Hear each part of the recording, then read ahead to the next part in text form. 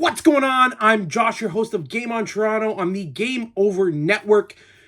We've got a lot to talk about. Saturday was a big game where the Leafs had their first measuring stick match against the New York Rangers and they fell short. But more importantly, Tanev blocked a shot and left without being able to put any weight on it. He came back, played a little bit more in the game, but is he going to be good for tonight's game against the Tampa Bay Lightning?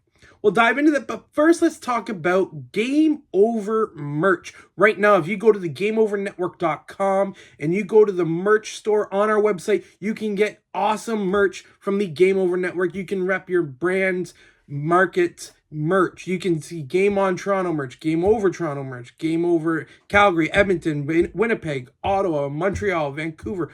All your favorite Game Over content, you can rep their merch. Just simply go to the website, go to the merch store, and support your favorite Game Over Network brand. It's greatly appreciated. Now, going forward, Saturday, the Leafs played the New York Rangers and they lost 4-1. And Matthews got on the board, which is huge. But we also saw some injuries. Potentially, Stolarz looked like he got hurt at one point, stayed in the game. Tanev blocked a shot, didn't put any weight on it, left, and came back. Didn't play as much, but still played in the third. So as a Leaf fans collective, we had an audible gasp and like, we're done. Like Tanev, we just got this brand new iPhone, right? We didn't get warranty because we're gonna put it in a case. We're about to put a case on it. It fell. It broke. Oh no. What am I gonna do? My life's over. I just got this iPhone. I just fell in love with it. I just figured out all the cool new features it can do and what my life was missing without this brand new iPhone, and it's broken.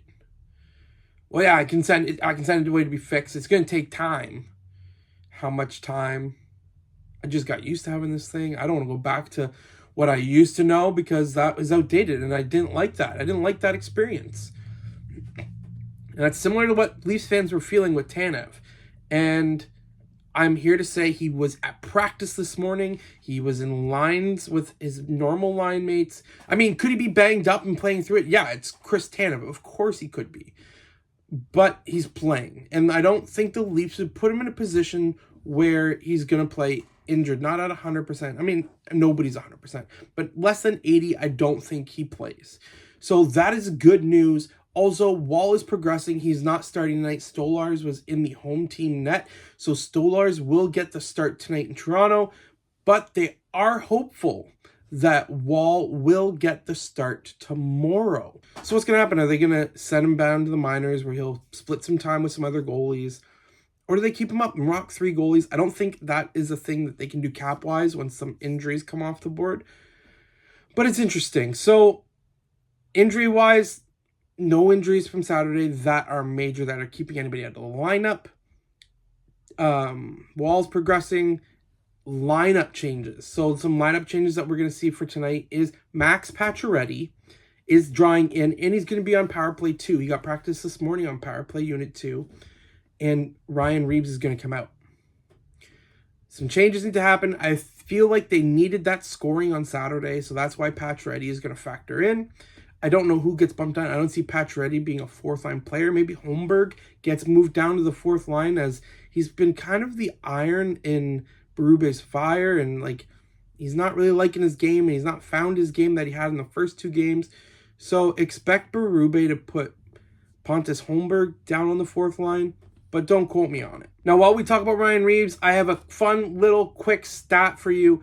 There is only 4 players in the league at this current moment remaining that rock no visor. Those 4 players are Zach Bogosian, former Leaf, Ryan O'Reilly, former Leaf, Jamie Benn, forever going to be a Dallas Star, and Ryan Reaves. They are the only 4 remaining that are allowed to and can wear no visor. Anybody that played before and has worn a visor still can go no visor, but they are the only 4 remaining players who refuse to wear a visor in the National Hockey League. And I think that's such a cool stat. It's something like in 5 years from now, we're not going to have any players that are no visor. It's just that last remaining changing of the guard from players that wear visors to no visors. It's something small, But in my opinion, it's a cool little like Easter egg tidbit that there's only 4 players left in the league who rock no visor. And 3 of them have played for the Toronto Maple Leafs or currently play for Toronto. That is all I have for you today. If you like the content, hit like it, subscribe, tell a friend. This is Game on Toronto on the Game Over Network. Tonight, after the Leafs game, my colleagues on Game Over Toronto will be breaking down the game, and you can catch them right here on YouTube or wherever you get your podcasts after the Leafs game tonight. They will break down all the plays, all the goals, all the stories, and you can get it right here on the Game Over Network. Thank you so much. Happy Monday. Be good to one another, everybody.